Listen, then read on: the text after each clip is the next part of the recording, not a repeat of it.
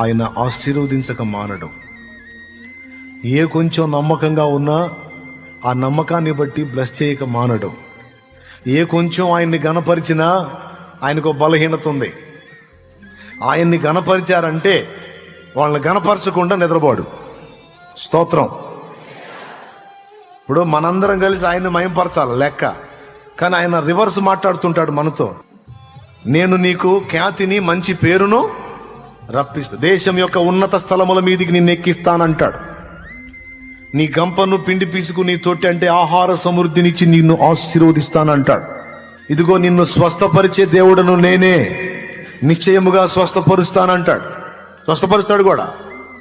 ఏ కొంచెం నువ్వు నమ్మకంగా కనపడినా, ఏ కొంచెం కృతజ్ఞత చూపించినా, ఏ కొంచెం ఘనపరిచినా తిరిగి నీకు బదులివ్వకుండా ఊరుకోడు. ఏమర్థమైంది ఇప్పుడు మీకు? దేవునికి నమ్మకంగా ఉన్నట్లయితే ఇప్పుడు కాకపోతే ఇంకా 10 రోజులకైనా సరే ఖచ్చితంగా ఆశీర్వదించి తీరుతాడు. అంతే,